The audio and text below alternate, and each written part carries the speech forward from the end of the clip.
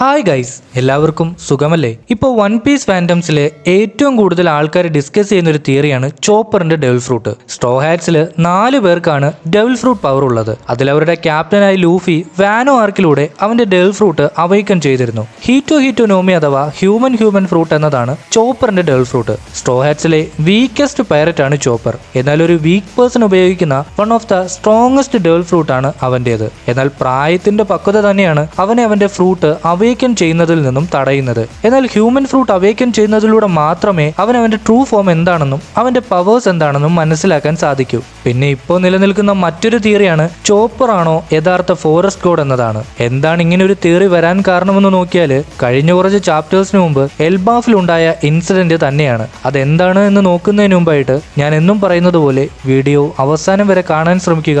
ഇഷ്ടമായാൽ like, share and subscribe. അതുപോലെ video ഒന്ന് ഹൈപ്പ് കൂടി ചെയ്ത് സപ്പോർട്ട് ചെയ്തേക്കുക. ഏവർക്കും കോമിക് വണ്ടേഴ്സിന്റെ വൺ പീസ് തിയറി എപ്പിസോഡിലേക്ക് സ്വാഗതം.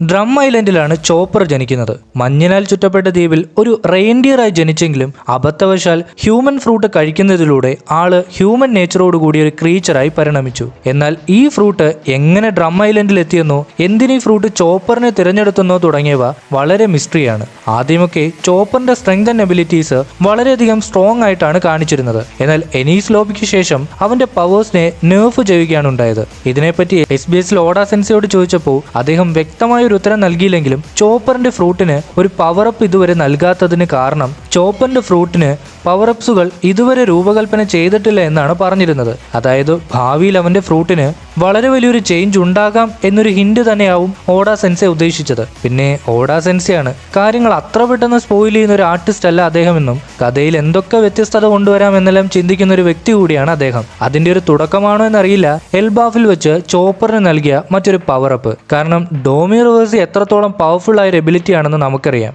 അതിൽ പെട്ടവരെ ഫ്ലിപ്പ് ചെയ്ത് തിരികെ നോർമൽ ബോഡിയിലേക്ക് കൊണ്ടുവരണമെങ്കിൽ ചോപ്പറിന്റെ ഡെവിൾ ഫ്രൂട്ട് ഒരു സാധാ ഡെവിൾ ഫ്രൂട്ട് അല്ല എന്നുള്ളതിന്റെ ഒരു മുന്നറിയിപ്പാണ് എന്ന് തോന്നുന്നു. ഡോമി റിവേഴ്സിൽ അകപ്പെട്ട റോക്സ് മുതലായവരുടെ അവസ്ഥ എന്തായിരുന്നു എന്ന് നമ്മൾ കണ്ടതാണ്. അപ്പോൾ അതിനെ ഫ്ലിപ്പ് ചെയ്ത് ആ പവറിനെ നള്ളിഫൈ ചെയ്യണമെങ്കിൽ ഹ്യൂമൻ ഫ്രൂട്ടിന്റെ എബിലിറ്റീസ് വിൽ ഓഫ് ഡിയുമായി ഒരുപാട് കണക്റ്റഡ് ആണെന്ന് തന്നെ പറയാം. അതുപോലെ ഈ ഫ്രൂട്ട് ഒരു മിത്തിക്കൽ സ്വാൻ ടൈപ്പ് ആണെന്നും ഒരു ഗോഡ് ഫ്രൂട്ട് ആണെന്നുമാണ് ഇപ്പൊ പറയപ്പെടുന്നത്. അതായത് ചോപ്പർ ആണ് തേർഡ് വേൾഡിലെ ഫോറസ്റ്റ് ഗോഡ് എന്ന്. എന്തുകൊണ്ട് ഇങ്ങനെ പറയാൻ കാരണമെന്നാൽ ബ്ലാക്ക് ബേർഡ് ഡ്രം ഐലൻഡിലേക്ക് വരുന്നത് ഈ ഫ്രൂട്ട് അന്വേഷിച്ചാണ്. എന്നാൽ എന്തിനീ ഫ്രൂട്ട് തേടി എന്നതാണ് ചോദ്യം. കാരണം ഒരു വീക്ക് ഫ്രൂട്ട് തേടി ഒരിക്കലും ബ്ലാക്ക് ബേർഡ് ഡ്രം ഐലൻഡിലേക്ക് എത്തില്ല. അതുമല്ല തനിക്ക് ആ വേൾഡിനെ കോൺക്വർ ചെയ്യണമെങ്കിൽ ഈ ഒരു ഫ്രൂട്ടിന്റെ സഹായം ആവശ്യമാണെന്ന് ഒരു പക്ഷേ അദ്ദേഹം മനസ്സിലാക്കിയിരിക്കണം. ഈ കാര്യങ്ങളൊക്കെ കൊണ്ട് തന്നെയാവാം ബ്ലാക്ക് ബേർഡ് ചോപ്പറിനെ അന്വേഷിക്കുന്നതും. അതുപോലെ ഓപ്പെ നോമിയും ഹ്യൂമൻ ഫ്രൂട്ടിന്റെയും ഹെൽപ്പ് ഉണ്ടെങ്കിൽ മാത്രമേ ഈ പറഞ്ഞ ഇമ്മോർട്ടാലിറ്റി കൈവരിക്കാൻ സാധിക്കൂ എന്നും പറയപ്പെടുന്നുണ്ട്. പിന്നെ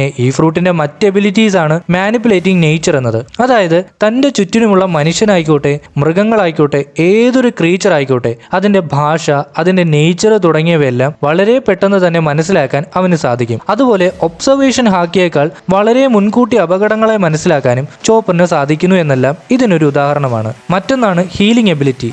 അതായത് ഡ്രം ഐലൻഡിൽ വെച്ച് അവന്റെ ഡോക്ടർ അന്വേഷിച്ചു നടന്ന ആ മഷ്റൂം സത്യത്തിൽ ഈ ഡെവിൾ ഫ്രൂട്ട് ആണെന്ന് പറയപ്പെടുന്നു. അതായത് അന്നവർ ഈ മഷ്റൂമിന്റെ ഗുണങ്ങളായിട്ട് പറഞ്ഞിരുന്നത് ഏതൊരു രോഗത്തെ ഇല്ലാതാക്കാനും എപ്പോഴും പൂർണ്ണ ആരോഗ്യവനായിരിക്കാനും സാധിക്കുന്ന ഒരുതരം മഷ്റൂം ആയിരുന്നു എന്നാണ്. ഡ്രം ഐലൻഡിൽ മാത്രം കാണപ്പെട്ടിരുന്ന ഈ മഷ്റൂം സത്യത്തിൽ ചോപ്പറിന്റെ ഹ്യൂമൻ ഫ്രൂട്ട് ആയിരുന്നില്ലേ എന്നൊരു ഡൗട്ട് ഇപ്പോഴും നിലനിൽക്കുന്നുണ്ട്. കണ്ടാൽ ഏകദേശം ഒരു മഷ്റൂം ഷേപ്പിലാണ് ഈ ഡെവിൾ ഫ്രൂട്ടിന്റെ ആകൃതി. അതുകൊണ്ട് തന്നെ ഈ ഒരു ഡെവിൾ ഫ്രൂട്ട് ആവാം ഒരു പക്ഷേ അന്ന് അയാൾ അന്വേഷിച്ചതും. അതുകൊണ്ടാവാം ചോപ്പറിന് ഏതൊരു രോഗത്തെ ക്യൂർ ചെയ്യാനുള്ള പവേഴ്സ് ലഭിച്ചതെന്നും അതിലൂടെ അവനൊരു ഗോഡ് ലെവൽ ക്രീച്ചറായി മാറി എന്ന് വേണമെങ്കിലും പറയാം. ഇനി 3 പോയിന്റ് ഓഫ് എബിലിറ്റീസ് ആണ് ചോപ്പർ യൂസ് ചെയ്യുന്നത്. എന്നാൽ ഈ എബിലിറ്റീസ് അവൻ ക്രിയേറ്റ് ചെയ്തവയാണ്. അതായത് ഈ ഫ്രൂട്ടിന്റെ ട്രൂ ഫോം എന്താണെന്ന് ഇതുവരെയും അവൻ മനസ്സിലാക്കിയിട്ടില്ല. റംബിൾ ബോൾ എന്ന ഡ്രഗ് ഉപയോഗിച്ച് തന്റെ ഹോർമോൺസിനുണ്ടാകുന്ന മാറ്റങ്ങളാണ് മേലിൽ പറഞ്ഞ ആ 3 പോയിന്റുകൾ. അതിൽ റംബിൾ ബോളിന്റെ ഓവർഡോസ് ആയിരുന്നു ആദ്യ കാലഘട്ടങ്ങളിൽ അവനെ ഒരു ക്രീപ്പി മോൺസ്റ്റർ പോയിന്റിലേക്ക് എത്തിച്ചിരുന്നത്. എന്നാൽ അതൊരിക്കലും അവന്റെ ഫ്രൂട്ടിന്റെ അവേക്കനിങ് ആണെന്ന് പറയാൻ സാധിക്കില്ല. എങ്കിലും ഒരു പാർഷ്യൽ അവേക്കനിങ് ചെയ്ത പോലെയാണ് അതിനെ പറയാറ്. പിന്നെ ഹിറ്റോ നോമിയുടെ ട്രൂ അവേക്കനിങ് എന്താണെന്ന് ലൂഫിയിലൂടെ നമ്മൾ കണ്ടതാണ്. അതേ രീതിയിലല്ലെങ്കിലും അതിനോട് സിമിലർ ആയിരിക്കും അവന്റെ അവേക്കനിങ് ഫോമും എന്ന് പറയപ്പെടുന്നു. അങ്ങനെ ഒരു റിവീൽ ഉണ്ടായാൽ എന്തുകൊണ്ടും നല്ലതായിരുന്നു. കാരണം ചോപ്പർ എന്ന ക്യാരക്ടർ ഒരു ഗോഡ് ലെവൽ ക്രീച്ചർ ആകാൻ അർഹിക്കുന്ന ഒരു വ്യക്തി തന്നെയാണ്. പിന്നെ അപ്കമിങ് ആർക്കിലേക്ക് ഹിന്റ് ചെയ്യും മാതിരി ഒരു തിയറി ഇപ്പോൾ വന്നിട്ടുണ്ട്. അതാണ് ഡിയർ സ്കൾ ഡൈറ്റി എന്നത്. ഈ ഒരു തിയറി എത്രത്തോളം കണക്റ്റഡ് ആണെന്നുള്ളത് ചാപ്റ്റർ മുന്നോട്ട് പോകും തോറുമേ മനസ്സിലാക്കാൻ സാധിക്കൂ. എന്തായാലും വീഡിയോ ഇവിടെ വെച്ച് അവസാനിപ്പിക്കുകയാണ്. നിങ്ങൾക്ക് എത്ര പേർക്ക് ചോപ്പർ ഒരു ഗോഡ് ലെവൽ ക്രീച്ചറായി മാറണമെന്ന് ആഗ്രഹമുണ്ടെന്ന് ഒന്ന് കമന്റ് ചെയ്തേക്കുക. വീഡിയോ ഇഷ്ടമായാൽ ലൈക്ക്, ഷെയർ ആൻഡ് സബ്സ്ക്രൈബ്.